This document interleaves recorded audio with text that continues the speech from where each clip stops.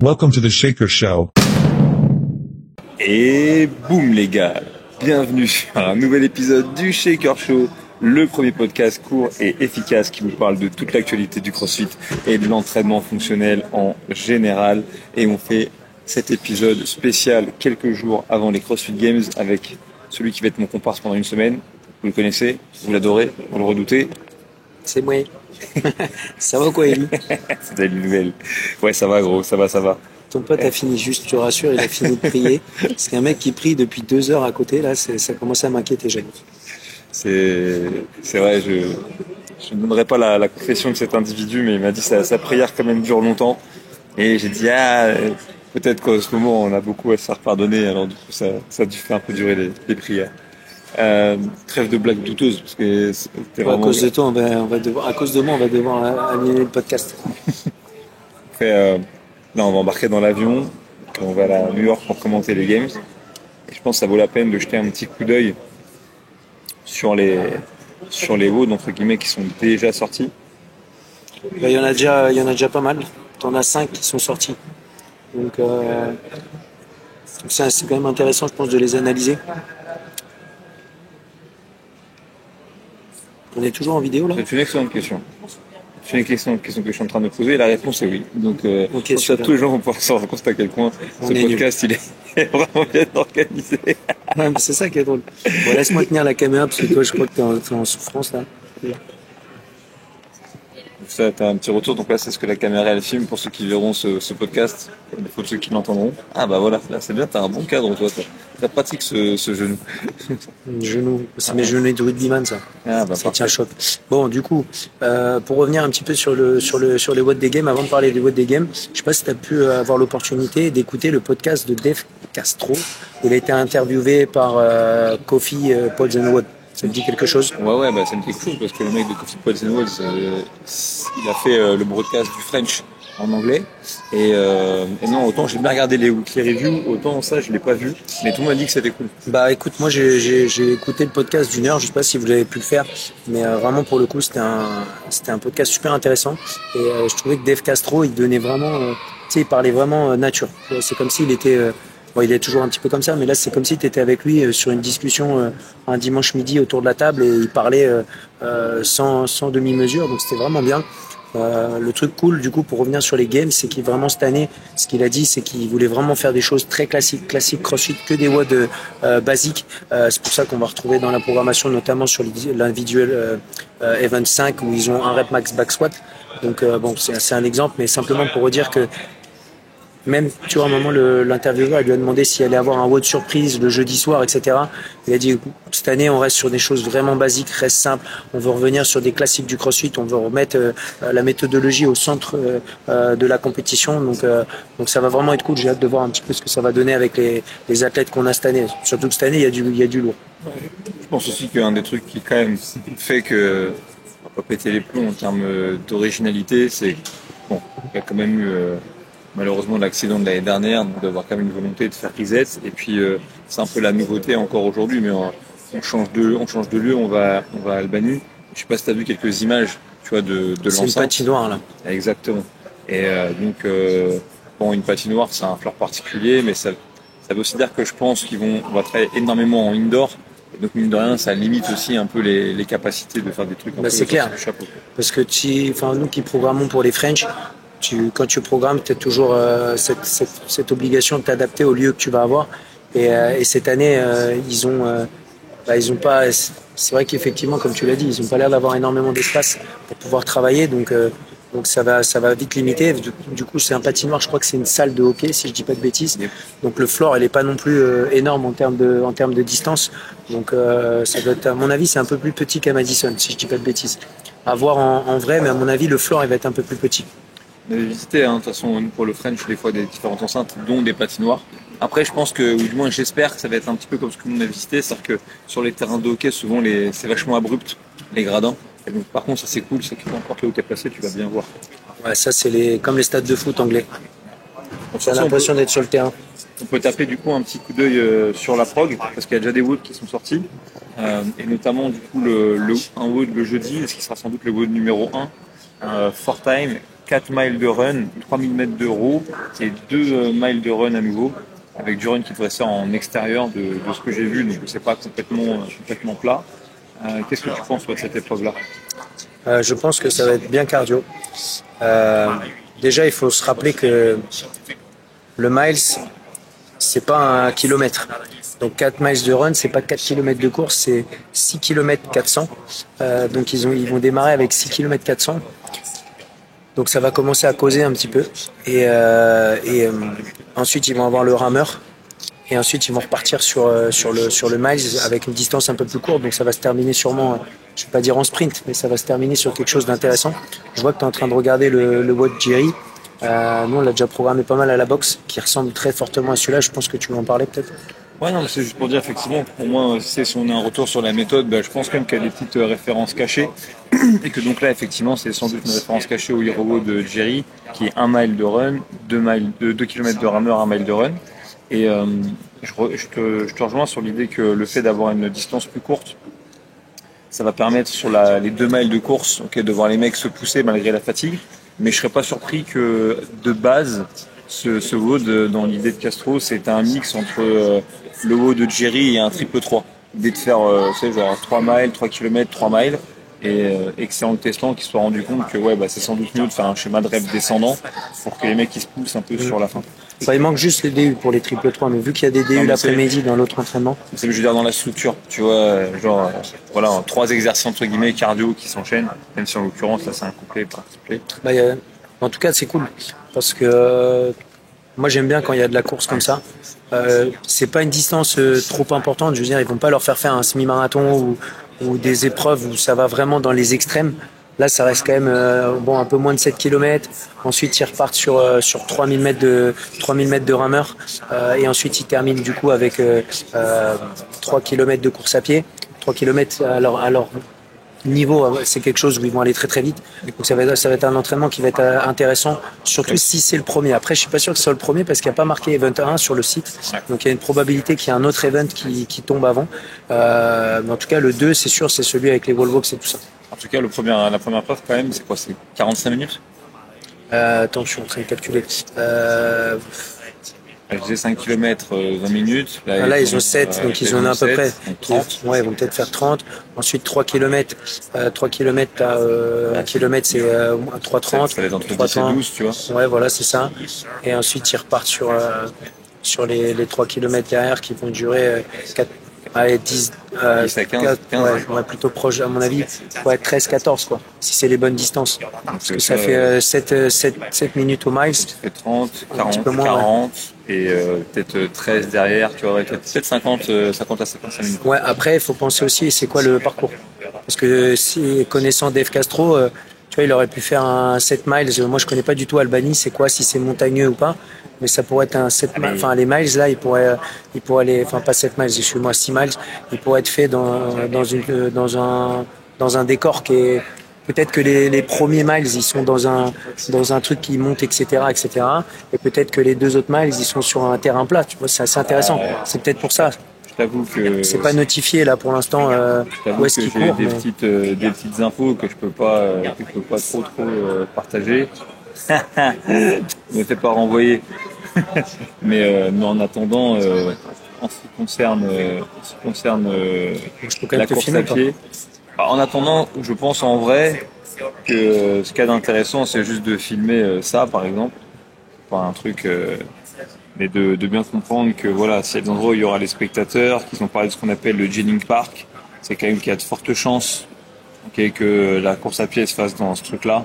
Et vu que ici il y a des marches d'escalier pour faire des gradins, ça veut dire qu'il y a une petite pente qui va se promener. Bref, il y a de fortes chances que ce soit un faux plat, en tout cas à minima, faute d'avoir des grandes collines et des conneries, au moins un vrai faux plat. Ouais, en tout cas, moi je trouverais ça cool qu'ils fassent les premiers miles dans un format de course en termes de dénivelé, et que les miles suivants, ça soit plutôt sur du plat et que ça soit comme un sprint un peu pour finir. Tu vois, je trouverais ça sympa maintenant qu'on en parle un peu. On est en train de passer sur le WOD numéro 2. Ouais. Le WOD numéro 2, c'est un contre-la-montre. On va pas le lire en entier, mais dans sa structure, il y a un buy-in de 20 wall walk. Et ensuite, c'est une séquence de triplés qui s'enchaînent avec 10 dumbbells shoulder to overhead avec des dumbbells lourdes, 100 livres pour les mecs c'est 45 kg et c'est 32 kg pour les filles, 20 double under en crossover et 30 toes to bar. Et je vais te laisser le commenter sur là, mais en tout cas moi ce que je retiens qui me frappe c'est le gros volume de wall walk en entrée, le poids de la dumbbell et le retour du cross under. Et j'ai vu un athlète moi qualifié aux Games répéter cet entraînement à Porto Vecchio, Colin, un Suisse, et il a fait les 20 wall walk unbroken. Et donc ça pour moi déjà il doit avoir des grosses épaules, non? Il a mis combien de temps pour faire les 20 wall walk? Il est un peu 2 minutes, plus de 2 minutes. Pour faire les 20, ouais, je pense que c'est de la minute. Il avait un gabarit un peu à la Adrien Bottari. Tu vois, je vois. Voilà, c'est un de nos premiers potes d'entraînement et donc plutôt petit, pas si solide que ça, mais un gros corps, quoi, un gros centre. Voilà. Moi, ce qui est sûr, c'est que c'est un petit schéma de rep, donc c'est quelque chose où après je suis pas athlète des games, donc je peux pas donner de stratégie, mais c'est quand même quelque chose où les athlètes ils seraient pas loin de faire unbroken ou en 2 fois maximum, quoi. Je vois bien Tia Claire Toumi enchaîner peut-être 20 toes to bar, breaker, en refaire 10, les dumbbell shoulder to overhead normalement ça devrait être quelque chose où ils arrivent à le faire sans breaker. Et les double cross under là, c'est arrivé pour la première fois en 2021 si je dis pas de bêtises. Et là c'est revenu du coup. À mon avis, ça va être quelque chose où les athlètes, maintenant, je veux dire, ils sont tous entraînés dessus, ils savent tous le faire. Ils ont tous regardé ta vidéo type, Célie, pour apprendre sur YouTube. Et du coup, ils sont capables de le faire sans problème. Donc, c'est un entraînement, à mon avis, qui va pas mettre beaucoup de temps. Surtout que c'est le premier jour, donc les athlètes sont encore frais. Donc, si un mec, il est un peu fort sur les épaules, quand je dis un mec, une fille aussi, mais si un athlète ou une athlète est très fort sur les épaules, c'est typiquement le genre de WOD où il faut sortir les doigts et aller envoyer la sauce pour récupérer des points. Parce que pour rappel, si t'es premier, t'as 100 points, puis tu descends dans le classement et moins t'as de points, donc ça te fait gagner un event. En plus, je pense que tu prends un peu d'argent dessus, donc à mon avis, les premiers ils vont faire sans break. Mais bon, je me trompe peut-être, mais ça va être court. Ça va pas être quelque chose de très long parce que c'est un schéma de rep de court. J'ai discuté un petit peu de ce WOD avec Tom, qui s'occupe un petit peu des Marseille Strodon et avec qui on échange beaucoup sur les différents profils d'athlètes, c'est vraiment une tronche là-dessus. Il était surpris que ça ne termine pas par des wall walk, mais je vous invite, si vous aimez un petit peu les games, ils ont sorti CrossFit une série de vidéos sur la conception en fait de ces entraînements, filmés au ranch de Dave Castro. Et donc quand vous regardez cette vidéo, vous comprenez pourquoi il n'y a pas de wall walk à la fin, même si lui aussi y a songé un moment.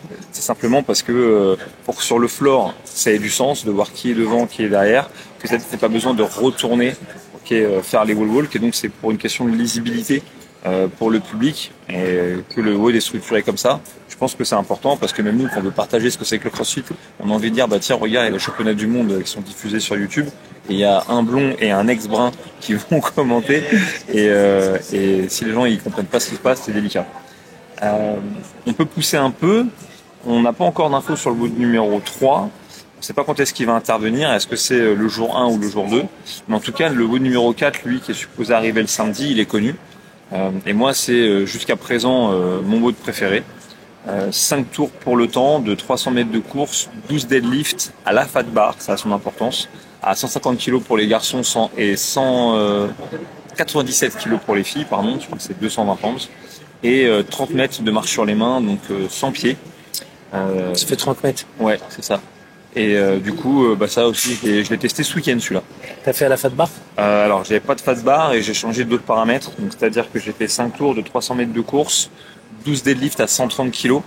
T'as fait quoi à la place de la course? J'ai pas entendu. De la course, 300 mètres de run, normal, okay. Mais pas sur un true form, sur de la course à pied traditionnelle. Donc, c'est pas le même impact sur la chaîne postérieure. Il y avait qu'un seul air runner et on était 3, donc tant qu'à faire, autant s'entraîner plutôt en groupe. 12 deadlifts, je te disais, donc à 130 kg. Et j'ai réduit la marche sur les mains de 30 mètres à 20 mètres. Et je suis sorti de l'entraînement, les 5 tours en 17,50, ce qui à mon avis est relativement proche du stimulus qui est recherché dans l'entraînement, du moins dans ce qui est décrit dans la vidéo de Castro. Et il est intéressant cet entraînement, notamment parce qu'effectivement tu te dis j'avais pas de fat bar, et je pense que la fat bar, gros, ça change beaucoup de choses. Bizarrement aussi sur la marche sur les mains. Clairement, parce que tu impactes le grip, les avant-bras, donc sur la marche sur les mains, tu as quand même l'avant-bras qui est entre guillemets engagé. Tu pourras demander à Mélodie si c'est pas le cas. La spécialiste de la gymnastique. Après, le truc qui est intéressant, moi je trouve, dans cet entraînement, c'est que déjà ils ont couru beaucoup la veille. Donc encore une fois, à voir quel type de terrain. Mais ils vont quand même courir un bon petit paquet. Et là, ils vont recourir le deuxième jour. Donc déjà, tous ceux qui esquivent la course dans leurs entraînements, au game, il y a toujours beaucoup de courses, donc c'est quelque chose qui est quand même assez important. Et là, le fait de courir, comme tu l'as dit, sur un ergomètre, ça change complètement la donne. Parce que là, tu as la chaîne postérieure qui est complètement engagée et clairement, ça va tirer beaucoup plus derrière, au niveau ischio, au niveau fessier. Il va falloir avoir une position légèrement différente, peut-être un peu de ce qu'on court normalement sur le floor, enfin sur le sol traditionnel, pardon. Et du coup, c'est clairement, comme tu l'as dit, ça va impacter les deadlifts. Les deadlifts, pour les athlètes des games, c'est très léger. Mais le fait qu'il y ait une charge qui soit sur une Excel bar, clairement, ça va engager. Encore une fois, je pense pas qu'ils vont breaker trop les répétitions. S'ils break, c'est simplement pas parce que la charge est trop lourde, mais plus parce qu'ils vont avoir un besoin d'économiser le grip, je pense. Mais voilà, après la distance de handstand walk pour ces athlètes, c'est quelque chose qui est assez facile. Je veux dire, 30 mètres, c'est pas non plus quelque chose de difficile. Maintenant, c'est dans la vidéo, ou alors j'ai mal compris, mais il disait que c'était la première fois qu'ils mettaient autant de distance sur la marche sur les mains au game. Donc ça me paraît bizarre parce qu'ils ont déjà eu des distances énormes. Mais en cumulé, ça fait quand même, c'est sûr que ça fait 150 mètres. Ouais, c'est énorme. C'est énorme, mais ça me paraît.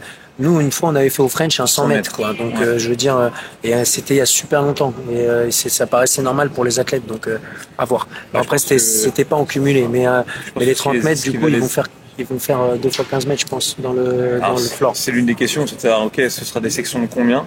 Je serais pas surpris qu'on ait des sections de 5 mètres quand même. À nouveau, parce que les mecs, je pense qu'ils vont commencer à arriver au 4e, 5e tour. Moi, là, non, mais faut voir, ce que je veux dire, c'est que j'aimerais bien voir si, comment ça va être, en demi-tour. Ouais, voir quand c'est, parce que si on voit une Danielle Brandon, elle va faire des demi-tours pour repartir. Si c'est quelque chose sur des petites distances. Donc, je pense, moi, que ce qu'ils vont faire, voir la distance dans le floor, mais moi, je pense que ça va être une seule section. Peut-être 15 mètres, effectivement, pour revenir à la barre. Je pense que c'est la barre qui vont faire voyager pour montrer leur avancée tour après tour. En tout cas, ça va leur péter les lombaires et je pense que ça aussi, la résistance au niveau lombaire, ça va avoir un impact pour la qualité de la marche sur les mains. Et pour moi, quand je dis que c'est mon haut préféré, c'est parce que je pense que ça aussi, en plus, demain... Parce qu'il y a du deadlift. Ouais, et aussi parce que je trouve que c'est un haut de demain, tu peux le mettre dans une froc de boxe, tu vois, et tu peux facilement l'adapter et dire aux gars, venez, on se marre un peu, on va tester un des hauts des games, tu peux scaler le run, tu peux scaler la charge du deadlift, tu peux trouver des options assez simples pour la marche sur les mains. Et donc voilà, pour moi c'est un WOD de CrossFit cool dans le sens où tu peux faire vivre à ta communauté un truc un peu comme les plus grands, quoi. De toute façon, comme ça revient à ce qu'on a dit au début du podcast, quoi, cette année ça va être tellement classique que c'est quelque chose que tu peux programmer les entraînements dans les box assez facilement. Je veux dire, là, tous ceux qu'on a énoncés, c'est assez facile de les programmer. Donc le run, clairement, c'est un entraînement qui est hyper long, donc il faudrait sûrement l'adapter en fonction de là où vous êtes localisé dans les box. Mais le deuxième, il peut se programmer en s'adaptant.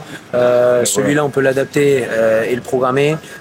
Le back squat, on peut le programmer. Et le dernier, on peut le programmer. Donc ça me fait penser un peu plus aux régionaux finalement qu'au game par le passé. Le dernier là qu'on va parler tout à l'heure, il y a le yoke. Donc clairement, ça sera différent parce que le yoke, c'est quelque chose que tout le monde n'a pas dans une box et c'est compliqué. Mais il y a peut-être moyen de marcher en farmer carry ou de prendre des dumbbells qu'on met sur les épaules ou overhead et puis on fait du carry avec ça. Donc en vrai, la plupart des watts cette année peuvent être programmés dans les box. Donc ça, c'est vraiment cool. C'est vrai que tu as ce truc, tu as dit ça fait un peu penser aux régionaux. Je pense aussi même dans la communication de cette CrossFit sur les games avec les vidéos un peu cool de James Sprague, la nostalgie là un peu de l'époque 2015-2016, c'est encore repartager la bataille Rich Froning, Josh Bridges et tout. Ça c'était une de mes années préférées. Bridge, j'aimais trop. Je pense que voilà, il y a ce truc d'un petit peu de retour aux sources. Cela étant dit, moi j'espère dans les années à venir on reviendra comme dans un terrain aussi un peu plus ouvert. Parce que c'est cool d'exposer vraiment les athlètes à des trucs qui changent de leur zone de confort. Cela étant dit, on continue sur la prog.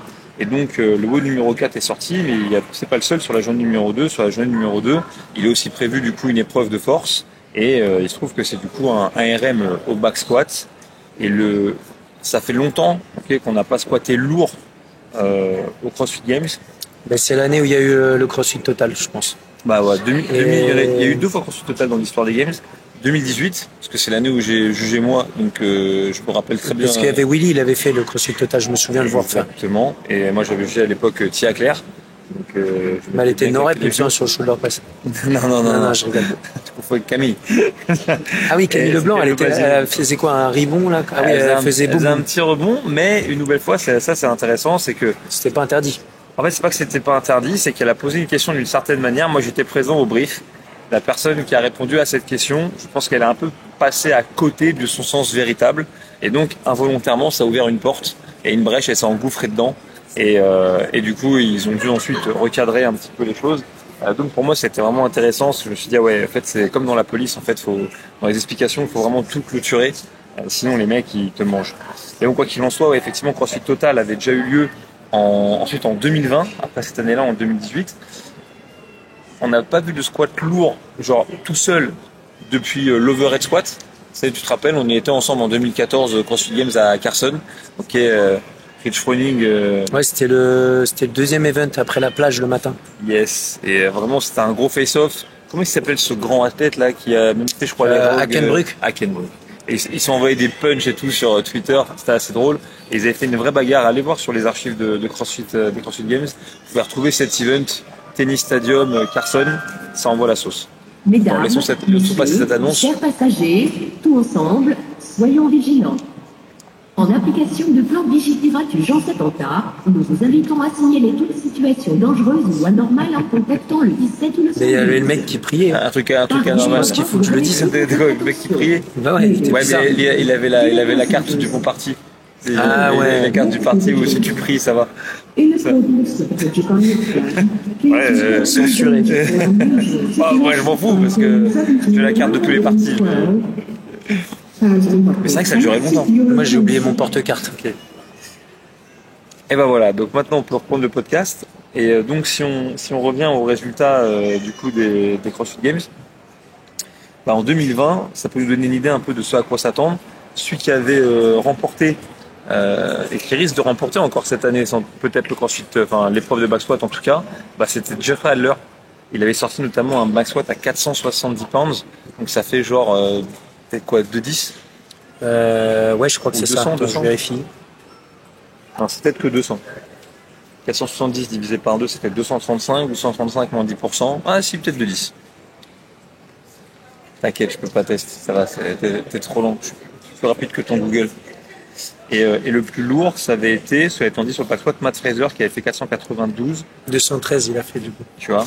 Chez les filles, c'était Tia qui a fait le back squat le plus lourd à 335 pounds, ce qui fait, ça fait 150. Ouais, c'est ça, ouais. Et à l'époque, Ali Adams, qui refait les games cette année, elle était toute menue, elle faisait un back squat à 260 pounds, ce qui fait pour le coup 115 kilos. 120. Ouais. Ah, je pense qu'à mon avis, ça va être intéressant. Elle, on va la voir progresser, ça va être plutôt cool. Moi, je pense que c'est simple et efficace, ça. C'est marrant qu'elle ait été placée 4e. Alors que tout le monde dit qu'elle est Adams, tu vois, je m'en souvenais pas de ça, moi. Tout le monde, enfin, elle est Adams, c'est quand même l'athlète la plus menue des games, enfin, une des plus menues. Ouais, non, c'est sûr, mais justement, c'est quand même assez drôle qu'elle ait fait aussi lourd, quoi. Finalement, elle s'est pas trop mal démerdée. Cette année-là, elle a pris un peu de masse, ouais. Ouais, elle a pris un peu de dents, je pense que ça va envoyer. Mais donc ça me fait rire que ce soit une épreuve sponsorisée par une marque de chaussures d'haltéro chinoise et que finalement tu fasses faire du back squat, tu sais. Mais c'est bien de revenir, je pense, à un truc de force plus traditionnel. On a fait toutes les déclinaisons de l'haltérophilie olympique, on a fait le strongman avec les gros sandbags il y a quelques temps. Bon, là, en vrai, il y a un peu d'inconnu en plus. Parce qu'on sait pas, tu vois, au clean ou au snatch, presque avant l'épreuve, tu pouvais savoir qui allait l'emporter. Là, malgré tout, qui de Jeffrey Adler, Krenikov, même Colton Martens, hein, il peut... Krenikov, je sais pas, parce que Krenikov, tu vois, quand on est allé, bon, c'était au mois de février, mais ce genre de douleur, ça reste longtemps, il avait des douleurs au genou. Et il reprenait seulement les squats. Donc bon, il a dû reprendre un peu en force depuis, c'est clair, mais bon, je sais pas. Je laisse ça en suspens, mais je sais que son entraîneur nous disait qu'il avait une douleur au genou et que ça avait du mal à partir et qu'il reprenait seulement un peu les squats, quoi. Donc Krenikov, je sais pas. Adler, c'est sûr. Là, le jour, je regardais une story, là, il a l'air affûté. Il est énervé, mais très très énervé. Et vu que c'est un dur au mal, c'est sûr qu'il va être solide sur le. il va être solide sur les pattes arrière sur le squat. Donc là, il n'y a rien qui est trop sorti encore pour le reste de la journée, mais en tout cas, ce qui est sûr, c'est que je ne serais pas surpris qu'il y ait au moins un troisième WOD sur la journée numéro 2. Pour deux raisons. Je pense qu'il y a un truc qu'ils ont fait intelligemment avec la programmation des demi-finales, tu sais, de l'année dernière. C'est la répartition des points. C'est-à-dire s'arranger pour que le plus gros des points se fasse le samedi et le dimanche, pour que tu aies toujours du suspense, tu sais, quand tu regardes la compétition, plutôt que de faire ce qu'on malheureusement on fait souvent, à savoir le gros des points le vendredi et le samedi, et des dés qui sont un peu jetés une fois que tu arrives sur la journée du dimanche. Donc, ça, c'est l'expérience du commentateur qui dit ça. Yes. Après, l'autre chose aussi, c'est qu'il va pas y avoir... encore une fois, on spécule énormément, mais tu vois, quand on préparait les semi-finales cette année, vu qu'on faisait nos propres workouts, ils envoient un mail à toutes les compètes et tout, et c'est Bozeman qui envoie ce mail et il écrit que ça sert à rien de faire des events avec 50 000 entraînements, etc. Il faut rester dans le simple et tout ça. Donc à mon avis, ça rejoint ce côté de pas se retrouver à avoir 50 events parce qu'ils ont quand même des années fait 12 events. Hein. Ouais. Moi j'ai souvenir qu'ils faisaient 12 events, ils commençaient le mercredi, ils en faisaient 2 ou 3, le jeudi ils avaient une journée de repos et le vendredi, samedi, dimanche ils se faisaient démonter. Et vu que là juste le vendredi, samedi, dimanche, ça m'étonnerait pas qu'il y en ait peut-être 3 par jour quoi. Et peut-être des events qui comptent 2. Tu vois, genre partie 1, des sprints mais le côté où, comme tu l'as dit, où le fait qu'on se retrouve dans la zone seulement dans une salle, alors qu'avant, tu avais ce côté où tu avais le tennis stadium, où tu avais tous les trucs un peu plus classiques CrossFit, donc ce qu'on va retrouver là dans la salle de hockey, et à côté le stade de foot où tu avais tous les trucs un peu plus, je dirais, préparation physique avec du sled ou de la marche sur les mains sur des longues distances et tout ça. Là, cette année, il n'y a pas ce côté stade de foot, tout ça. Madison, il y avait aussi ce stade qu'il n'y a pas non plus là cette année. Donc à mon avis, ils testent un peu l'endroit parce qu'ils sont sur une année de transition. L'année prochaine, c'est les 20 ans. C'est comme tous les ans. Tous les ans, ils sont sur une année de transition. Bon, ben ça, c'est normal. Tu sais, les gens, ils oublient des fois que le CrossFit, c'est quand même un jeune sport. C'est que la 19e, enfin, c'est énorme hein, déjà, mais c'est que la 19e année des Games, quoi. C'est pas non plus les 70 ans de la Formule 1, tu vois. Et ça prend un peu de temps, quoi. Et sans compter que nous, avec le French, on l'a bien vécu, mais je veux dire, regarde, nous, on a fait quoi, 13e édition du French Rodden cette année? Il me semble que c'est ça. Si on se dit la vérité, 2012, Kermesse, 2013, Kermesse, 2014, Kermesse, 2015, avec moi aux commandes, Kermesse avec 2 heures de retard. Tu vois. Ouais, mais après, c'est normal, tu sais, tu passes par là et t'apprends. Et à mon avis, là, les Games, cette année, ils sont sur une année où ils ont retrouvé cet endroit-là. Ça doit être budgétairement parlant pas hyper cher. Enfin, ouais. On s'entend bien, parce qu'Albany, c'est pas non plus la ville où tous les gens, ils ont envie de s'exciter là-bas. Je pense qu'être proche de New York, en vrai, c'est cool. Ouais, pour les gens comme nous, ouais, c'est pas mal. Mais après, tu vois, c'est pas Madison Square Garden, quoi. À mon avis, c'est quand même moins cher. Même très, très moins cher. Donc, clairement, cette année, ça va être ça. Après, on n'en sait rien. Moi, je dis ça comme ça. De toute façon, il n'y a pas non plus 36 000 personnes qui écoutent ton podcast. Mais normalement, en théorie, l'année prochaine, c'est censé retourner à Carson pour les 20 ans. Les 20 ans. Donc, t'es sûr de ça? Parce que tu vois, là, j'ai entendu ça plusieurs fois. Ouais, mais j'ai écouté le Weekly Review et du coup, donc de Dave. Et Dave, il y a quelqu'un qui lui demande justement, est-ce qu'on retournera à Carson, vu comme c'était finalement, beaucoup de bons souvenirs du sport de CrossFit viennent de là. Et quand même, il me dit, j'aimerais bien retourner à Carson, mais il dit, il y a quand même pas des points positifs, et notamment la chaleur, etc. Et je pense, tu sais, il y a quand même plein de points de tension parfois entre les athlètes et CrossFit, etc.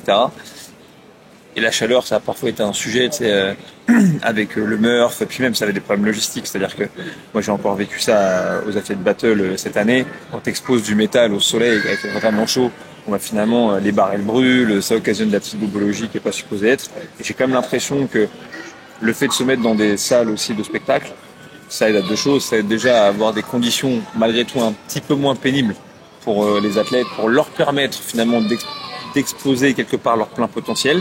Même si je pense parler au nom de Casse-Croûte en disant que lui, je pense qu'il préfère quand c'est route. Et puis après, l'autre truc, c'est que tu vois, dans le vocabulaire qu'il a utilisé, Dave, pour parler des events, il a employé le terme de race, tu vois, de course. Et je crois qu'ils sont vraiment dans cette idée, pour obtenir quelque chose de plus lisible, de vraiment d'être systématiquement, c'est dans un truc avec un début, une fin. Ça, il y avait à Carson, non? Oui, c'est juste que le floor, il est petit. Exactement. Quand tu le fais dans le terrain de tennis, c'est petit, donc t'es limité. Et quand tu le fais dans le gros terrain de foot, quand tu fais encore dans le gros terrain de foot, bah là, tu vois pas grand chose, ou c'est dur de faire un truc tu vois, qui galvanise le public parce que t'es loin, et etc. Donc, je trouverais ça vraiment cool que ça retourne à Carson, mais moi, j'y prendrais. Non, moi, après, c'est pas moi qui décide. Mais si j'avais l'opportunité de choisir, moi, je retournerais à Los Angeles et j'essaierais d'aller à d'autres endroits parce que là-bas, il y a plein d'endroits en vrai, c'est énorme.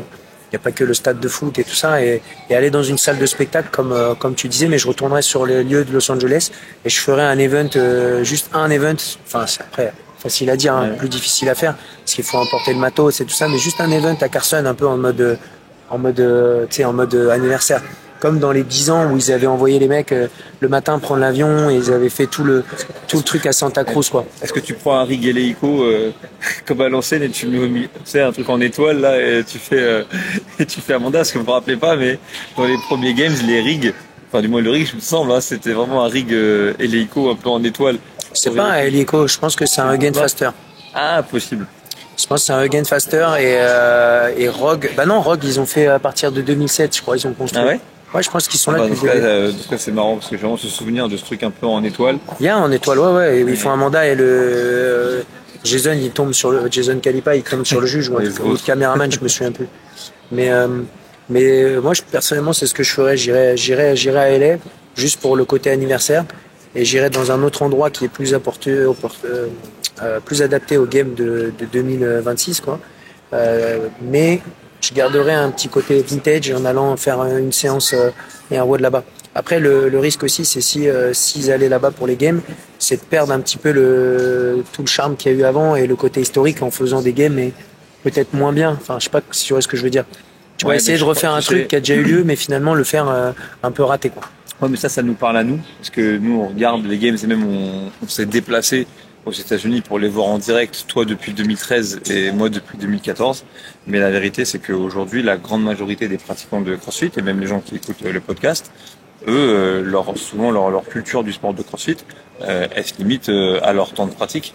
Et donc, moi aujourd'hui, je croise des gens même qui sont entraîneurs, qui ont jamais vu en fait performer par exemple Rich Froning ou Annie peut-être pas parce qu'elle est restée un petit peu longtemps, mais ou par exemple je sais n'importe quoi, ou Samantha Briggs, tu vois, à son meilleur niveau.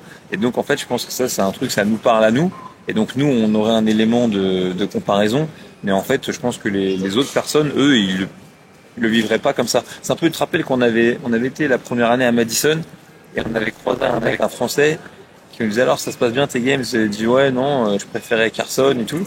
On me dit ah ouais, mais t'as déjà été aux games à Carson? Je me disais non. Je dis bah t'es con ou quoi? Je fais donc tu compares quoi à quoi? Et t'étais un petit peu couillon lui en plus. Mais donc du coup tu vois. J'espère qu'il écoute pas ton podcast. De quoi? Bon, de toute façon c'est pas grave, on a tous le droit d'être couillon, on est tous le couillon de quelqu'un, hein, moi le premier. Mais je pense que effectivement pour l'histoire ça serait cool et que les gens ils verraient pas.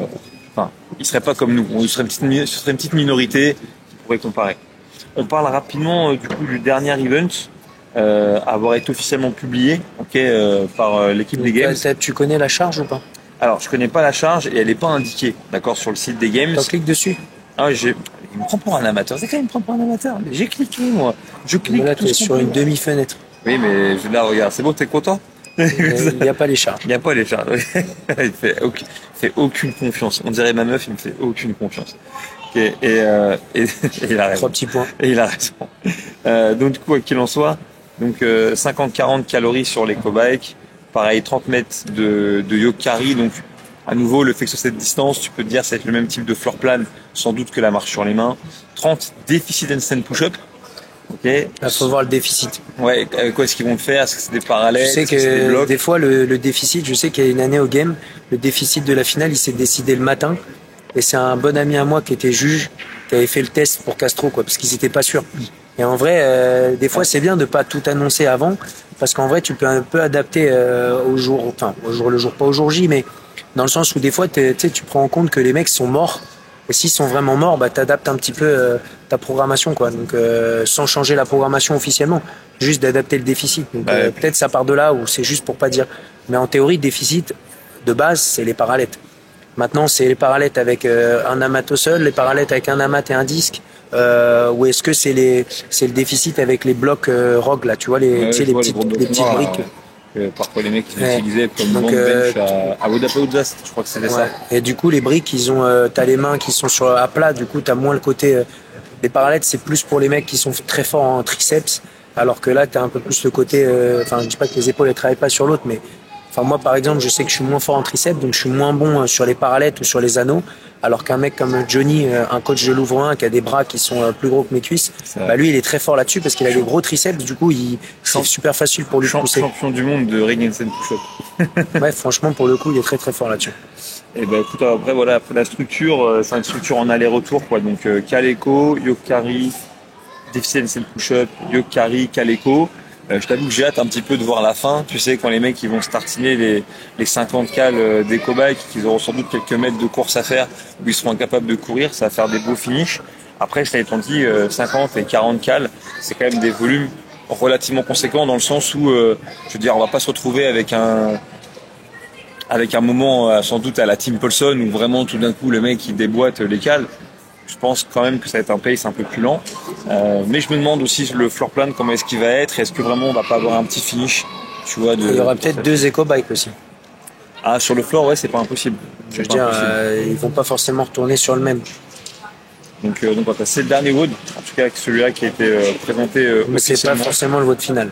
C'est pas forcément le WOD final, d'autant. Je pense que ça refait un peu WOD final dans le sens où c'est court.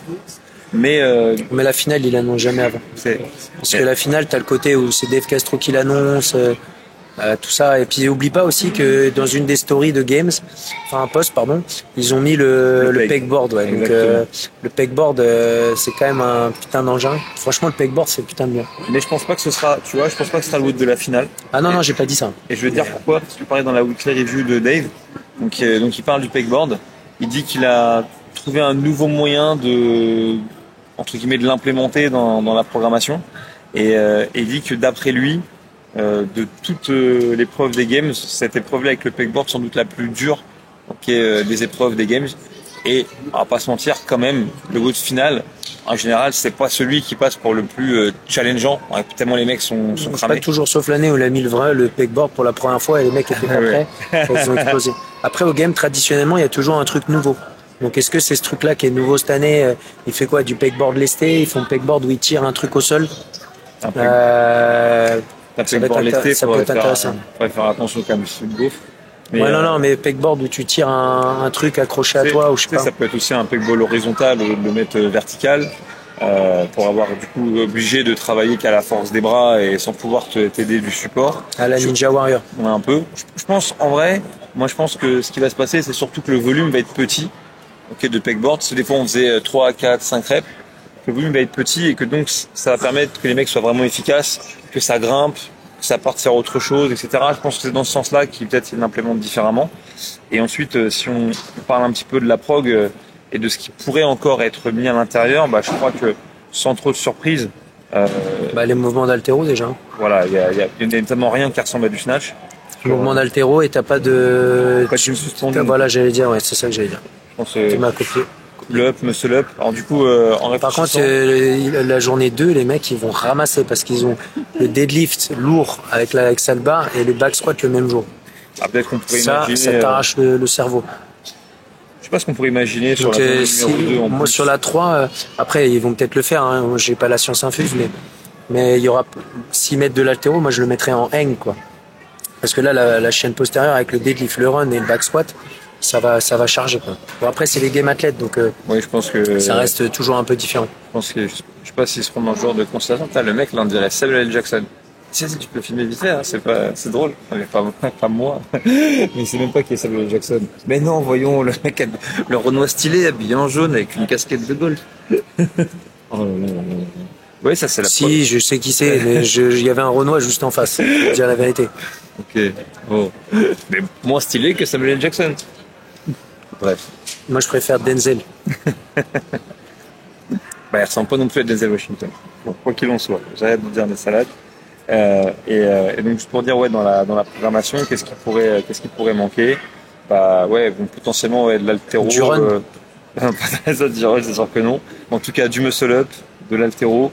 Pourquoi pas, tu crois un remix d'Amanda? Tu vois, à nouveau, ils ont déjà remis. Ils l'ont pas fait l'année dernière. Tu vois?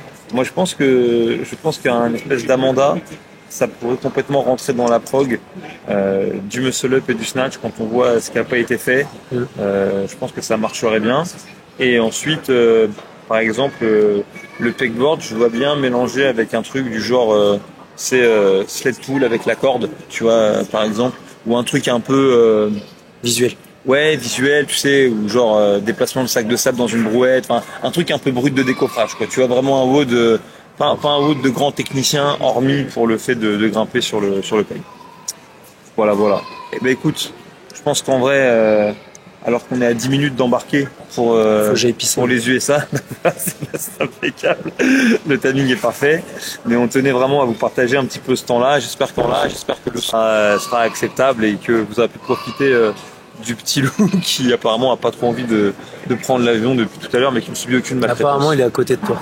Ah bah écoute, ça s'appelle pas Romain Lalanne. Non, il est pas à côté. Et en tout cas, voilà, c'était l'épisode du Shaker Show à quelques jours avant les Games. On se retrouve quoi qu'il en soit sur la chaîne YouTube de CrossFit France à compter de vendredi. De 15 jours. Exactement. Et quelque chose me dit que David et moi, on vous fera d'autres épisodes pendant le temps de cette semaine et le temps des Games, puisqu'on a une heure de voiture aller et retour pour aller sur le lieu de la compétition. Donc, mais attends, quoi ? C'est moi qui conduis. Bah oui. Le but, c'est d'essayer d'aller plus vite à chaque fois. On verra si on arrive si on fait un podcast de plus en plus court au gré des jours de compète, ça veut dire que tu t'es amélioré et que tu vas de plus en plus vite. Ouais. Sur ce, on vous souhaite une très très bonne journée. C'était le Shaker Show. À tout bientôt. Ciao. It's agony coupled with laughter.